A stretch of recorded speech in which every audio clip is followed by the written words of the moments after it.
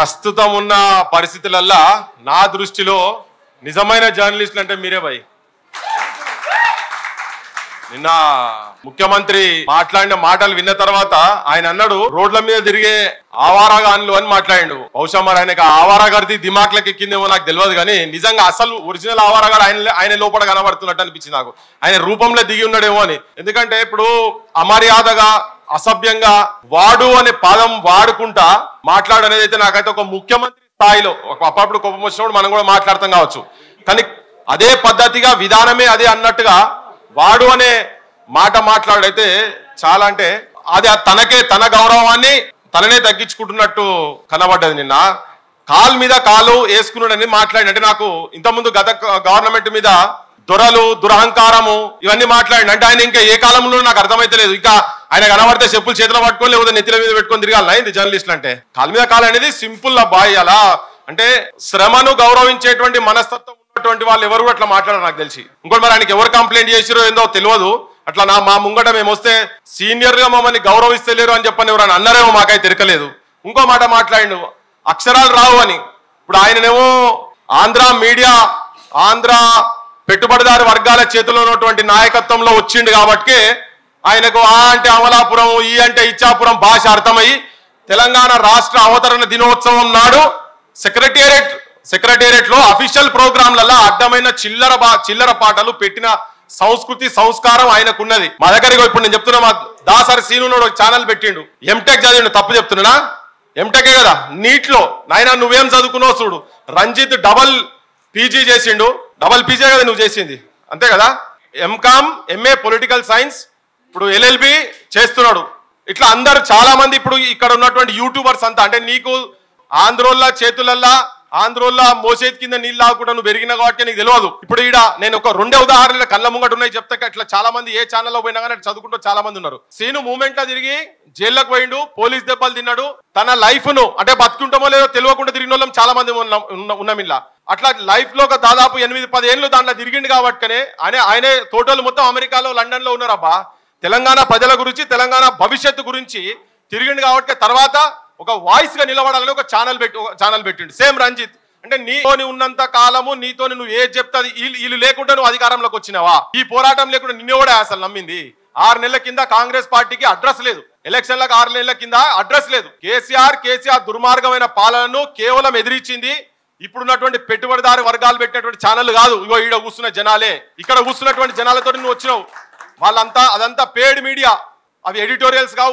వాళ్ళ దాంట్లో వచ్చేటి అన్ని ప్రొప్రటోరియల్స్ అడ్వర్టైజ్మెంట్ల మీద బతుకుతున్నటువంటి వాళ్ళు ఇక్కడ నిజంగా శ్రమ చేసి ఇలా ఏ బడిలకు పోయినా ఎక్కడ పోయినా తెలంగాణలో ఏడు అన్యాయం జరిగినా ఏ దుర్మార్గం జరిగినా ఎక్కడ అవినీతి జరిగినా మొట్టమొదలు ఉండేది యూట్యూబ్ ఛానల్లే.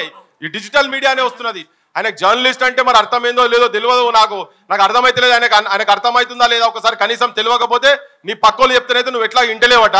కనీసం డిక్షనరీ తీసుకున్నా చూడు అసలు జర్నలిస్ట్ అంటే ఎవరు నిలబడతారు ఏంటిది ఏం సంగతి అని.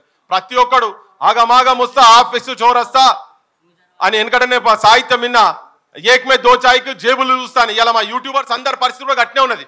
అంటే ఎంత పేదరికంలో ఉన్నా ఏమున్నా గుట్టు బయట పడకుండా జనం సమస్యలు ఇలా సమాజానికి భావి తరాలకు చూపిస్తున్నారు. నీకు సోయుండి సేమ్ నీకు కేటీఆర్కు పెద్ద తేడా ఏం కనబడతలేదు. కేటీఆర్ అంతకుముందు ప్రవళిక చచ్చిపోతే నువ్వేం ఎగ్జాములు రాయలేదు, నీకు గ్రూప్స్ కు సంబంధం లేదు, నువ్వు కాంపిటేటివ్ ఎగ్జామ్స్ రాయలేదంటే హాల్ టికెట్ చూపించింది కదా. నువ్వు ఏడికొస్తావో లేకపోతే నీ తాబిదారులు ఎవడో ఉంటే చూపి ఎవరెవరు యూట్యూబ్ ఛానళ్ళల్లో కింది ఛానల్ ఎవరెవరు పనిచేస్తారో వాళ్ళ క్వాలిఫికేషన్స్ అన్ని ఒక్కసారి చూపిస్తాం. అసలు నీ క్వాలిఫికేషన్ ఏందా? నువ్వేంది? నీకన్నా బొచ్చడు క్వాలిఫికేషన్ ఉన్నోళ్ళు నీ కింద మంత్రులు అవుతారు. నువ్వేమన్నా శ్రీధర్బాబు కన్నా ఎక్కువ చదువుకున్నావా? లేకపోతే పేరేంది బట్టి విక్రమార్క కన్నా ఎక్కువ చదువుకున్నావా? నువ్వు ఎవరికన్నా ఎక్కువ చదువుకున్నావు? నువ్వు నీకు అర్హత ఎక్కడిది? అసలు తెలంగాణ ముఖ్యమంత్రి అయ్యేందుకు నీకు అర్హత లేదు. ఇక్కడనే కదా పైనే కదా కూర్చొని మాట్లాడిండు.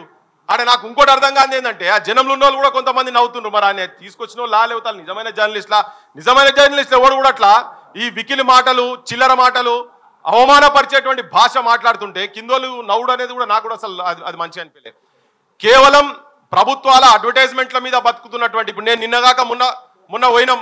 పిల్లలు 70 మంది రోడ్డు మీదకి వచ్చి మాకు బువ్వ సరిగా పెడతలేరు.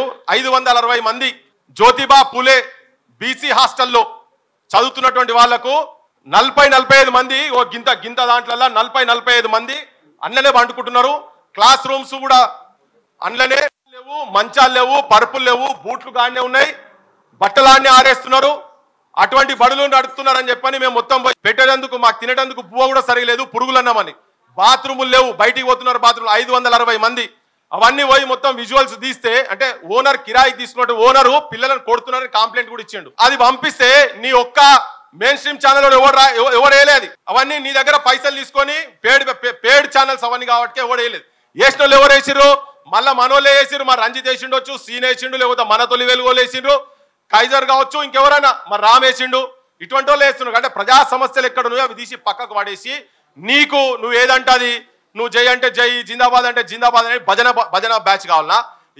ఇవాళ తెలంగాణలో నిజమైన అంశాలను బతికిస్తున్నటువంటి కేవలం ప్రచార సాధన ఉన్నటువంటి ఏకైక ఏంటంటే ఓన్లీ సోషల్ మీడియా. ఇది లేకపోతే ఇలా మీడియానే లేదు, ఇది చచ్చిపోయింది అన్నట్టుగానే అనుకోవాలి. ఇక నేను తర్వాత మాట్లాడి నేను ఇప్పుడు మీడియా గురించి కొన్ని 4 ముక్కలు మాట్లాడమన్నారు కాబట్టి నేను మాట్లాడినా. ఇక మీరందరు నాకైతే ఇలా మీ అందరి లోపట ఏమున్నది అనేది వినాలని ఉన్నది. ఎవరు మొన్న జాన్వియా మొన్న లోపడేసింది భాష అసభ్య పదజాలం అని చెప్పని లోపడేసారు కదా, తన్వి ఇంకొకరిని చేసింది కదా. అంటే నేను సోషల్ మీడియా సైడ్ కూడా భాష మీద కంట్రోల్ ఉండాలి. మరి గిట్లా అనుకున్నావు, నువ్వు ఎమ్మెల్సీ ఎవరు చేసిరు? మరి నువ్వే చేసినావు కదా ఆ మీడియా, మరి నువ్వెందుకు కంట్రోల్ చేయలే? మరి ఇట్లా అని నిన్నే అన్నోడిని నువ్వు తీసుకుపోయి హౌస్ లో కూర్చోబెట్టినావు కదా. నీకెక్కడ సంస్కారం ఆయన? నాకైతే నిన్ను చూస్తుంటే నీ మెడల చెప్పుల దండలు. ఆయన పెద్ద నీతివంతులు లెక్క మాట్లాడుతున్నాడు. నేను అబద్ధాలే మాట్లాడా, అబద్ధాలకు నేను చాలా దూరం, అధికారంలోకి వచ్చినాకనైతే నేను అబద్ధాలే మాట్లాడే పరిస్థితే లేదు అని చెప్పని చాలా పెద్ద మాటలు మాట్లాడి నువ్వేం చెప్పినావు? ఆయన ఎలక్షన్ల కన్నా ముందు ఎమ్మెల్యేలు ఇంకో పార్టీకి వెళ్ళి నిలబడి గెలిస్తే, ఇప్పుడు బర్నింగ్ టాపిక్ కాబట్టి చెప్తున్నా, వేరే పార్టీలకు వెళ్ళి నిలబడ్డోని మళ్ళా అధికార పార్టీ కావచ్చు ఎమ్మెల్యేలను కొనుక్కునేటట్టు కనుక ఉండేది ఉంటే మీరు ఊర్లల్లా చెప్పులు మెడకైండ్రి, రాళ్లతో తీసుకున్నది వీళ్ళందరినీ. ఇప్పుడు చెప్పులు ఎవరి మీద మెడలు వేసి ఉన్నాయి? ఏమన్నా బయట ఉంటే ఒక బొమ్మ పెట్టి అదే మెడ మీద, అంటే నాకు ఆవేశంతో వాడు అంటున్నా కానీ బయట ఏమైనా ఉండదు ఒక ఫోటో పెట్టి అసలు నిజంగా ఈ అంశాన్ని పెట్టి చెప్పులు మెడకేయాలి ఆయనకు. ఇప్పుడు ఊరేగించాల్సిన అవసరం వాళ్ళనే కదా. షేమ్ రేవంత్ రెడ్డి, నువ్వు మాట్లాడేది ఒకటి మాట్లాడుతున్నావు, చెప్పేది ఒకటి చెప్తున్నావు, నువ్వు చేసేది ఒకటి చేస్తున్నావు. ఇంకోటి ఏంది, నీ పాలనలో కూడా నిజం మాట్లాడిన వాళ్ళ మీద నువ్వు కూడా కేసులు పెడుతున్నావు. ఇలా ఊర్లల్లా మాట్లాడుతున్నారు. నేను నిన్న మాట్లాడుతున్నా కూడా, మొన్న కరీంనగర్ జగిత్యాల దగ్గర మాట్లాడుతుంటే, అమ్మా మీకు 4000 రూపాయలు వస్తున్నాయా, మీకు పెన్షన్ వస్తుందా అని అడిగితే నోట్లకెళ్ళి ఫస్ట్ మాట ఊర్లలో వాడక భాష, నేను చెప్పలేను కానీ ఆ భాష నిన్ను బట్టి తిడుతున్నారా? నువ్వు తిట్ట కూడా చేసుకో. గదెవరో రికార్డు చేసిరని పెడితే వాళ్ళు ఏసుడు కూడా తప్పే కావచ్చు, కానీ దానికి జైళ్ళకు పంపించడం అనేది చాలా టూ మచ్. సో నువ్వు కూడా దొరల పాలనే నీది కంటిన్యూ అవుతున్నది. నీ అహంకారం ఫస్ట్ తగ్గించుకో. నువ్వు ముఖ్యమంత్రి అయినావు అనగానే నీకేం కొమ్ములు రాలే. నీ అహంకారం ఫస్ట్ తగ్గించుకో. నువ్వు అంతకుముందు ఏమేమి మాట్లాడినావు, నీ మేనిఫెస్టోలలో ఏమేమి పెట్టినావు, జర్నలిస్టులను ఎటువంటి వాళ్ళు జర్నలిస్టులు నీ అవసరం ఉన్నప్పుడేమో వీళ్ళ కడుపులో తలకాయ పెడతావు, వీళ్ళ కాళ్ళు మొక్కుతావు. నువ్వు అధికారంలోకి వచ్చినాక వీళ్ళని మొగుడుతావు. కానీ నిన్ను ఎప్పుడైతే నువ్వు చేసే తప్పుల గురించి మాట్లాడితే వీళ్ళు నీకు శత్రువులు అవుతారా? నీ ద్వంద్వ వైఖరి, నీ అబద్ధాల ప్రభుత్వాలు, నీకు వత్తాసు పలికేటువంటి మీడియా కావచ్చు, జనానికి కూడా జనం చూసే జనం కూడా ఈ దుర్మార్గ మాటలు, ఈ దుర్మార్గం అబద్ధాల మాటలు. ఇంకోటి ఏం చెప్తున్నాడు, దౌడ చెంప వలగొట్టాలనిపిస్తుందట. అది ఈయన ఏమనుకుంటుడు పోయి నాకు అర్థమైతే. మైక్ టైసన్ ఆయన ఏమన్నా ఒక హర్క్యులస్ ఏంది అసలు? ఈయన దారాసింగా చటా గోసిలేదు ఈయనకు. బయటకు వస్తాం మా నాగేష్ వచ్చి మీద పడి బొరితే అటే పోతాడు ఆయన.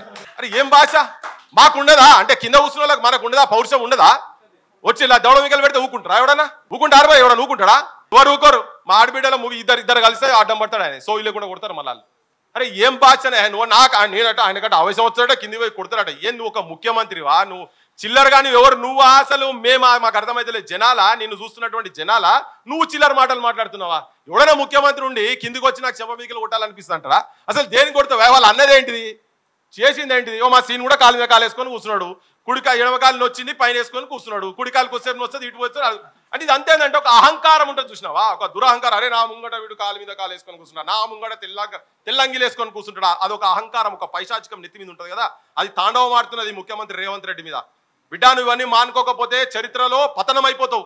ఒక్కడు కన్నెర చేస్తే కెనడీ అసంటోడు సర్వనాశనం అయిండు. నీ మీద అట్లా కూడా ఎర్ర చేసేటట్టుగా చూసుకోకు. నువ్వు నీ అన్ని పిచ్చి మాటలు, ఈ హౌలా మాటలు, రోడ్ల మీద తిరిగే మాటలు నువ్వు మాట్లాడుతున్నావు. నువ్వు జర్నలిస్టుల గురించి అట్లా మాట్లాడితే నువ్వే ఎక్స్పోజ్ అవుతావు. జనం లోపల రీసర్ అవుతున్నావు నువ్వు రోజు రోజుకు. నీ చిల్లర వ్యవహారాలు, చిల్లర మాటలు, చిల్లర భాష. నువ్వేం చదువుకున్నావు? ఫస్ట్ నీకన్నా ఎక్కువ చదువుకున్నావు వీళ్ళందరూ యూట్యూబ్లు నడుపుతున్నారు ఇక్కడ. నీకన్నా ఎక్కువ చదువుకున్నారు. నువ్వు ఇప్పుడు చదువుకోవాలనుకున్నావు, నువ్వు ఆ చదువులు చదవలేవు. ఎన్ఐటీలో సీట్ కొట్టి చూపివా నువ్వు. ఉస్మానియాలో కొట్టి చూపిరాదు ఎన్ఐటీలు ఎందుకు నువ్వు? అందుకే ఈ బేహూబ్ మాటలు బంద్ చేసేయి. ఈ అవరాగాని మాటలు నేను ఇంత ముందు కూడా ఒకసారి చెప్పినాక బాధ అనిపించింది. ఇప్పుడు మళ్ళీ చెప్తున్నా, ఇప్పుడు బరాబర్ చెప్తున్నా. రోడ్ల మీద గాంజాయి కొట్టుకుంటా, తాగిన సిగరెట్ ఇంకోటి తాగినోడు ఉంటాడు కదా, మందు కొట్టుకుంటా గంజాయి కొట్టుకుంటా తిరిగేటోళ్ళు ఉంటారు కదా రోడ్ల మీద. అటువంటి భాష నువ్వు మాట్లాడుతున్నావు. నువ్వు ఆ భాష బంద్ చేయకపోతే ఇంకా నువ్వు ఎటువంటి వాళ్ళ మీద ఆడియన్స్ ముంగడ అందరు జర్నలిస్టులే, అందరు కూర్చున్న అందరు జర్నలిస్టు ముంగడ కూర్చున్న ముంగడ నీ భాష బంద్ చేయి రేవంత్ రెడ్డి. లేకుంటే మాత్రం ఆల్రెడీ నువ్వు ఎక్స్పోజ్ అయిపోయినావు, తరోగా ఎక్స్పోజ్ అయిపోయినావు. ఇవాళ మళ్ళా ప్రజలకు చెప్తున్నది ఏంటంటే వాస్తవాలు, నిజంగా వాస్తవాలు ఇలా ప్రజల లోపలికి తీసుకుపోతున్నాయి అంటే అది ఏదన్నా కానీ సోషల్ మీడియా ఉన్నది కాబట్టినే ప్రసారాలు వార్తలు కిందాకపోతున్నాయి, లేకపోతే వార్తలు పోయే పరిస్థితి లేనే లేదు. మీ అందరికి చెప్తున్నా, మీ అందరు వెంబడి జనం ఉన్నారు. మీకు పెట్టుబడి లేదు కావచ్చు మీ దగ్గర, కానీ జనం మీ దగ్గర ఉన్నారు. జనం మిమ్మల్ని కాపాడుకుంటారు. బరాబరా టైం వస్తుంది, అది ఎక్కువ రోజులు కూడా ఏం లేదు. వాళ్ళు పెట్టుకొని విలాసవంతమైనటువంటి పెద్ద పెట్టుకున్న ఛానల్ ఉన్నాయి కదా, వాళ్ళు ప్రజల పక్షాన ఉండకపోతే అవి ఎన్నో రోజు బంద్ చేసుకోవాల్సిన పరిస్థితి వస్తుంది. మీ అందరికి విజ్ఞప్తి చేస్తూ ముగిస్తున్నా. Thank you so much.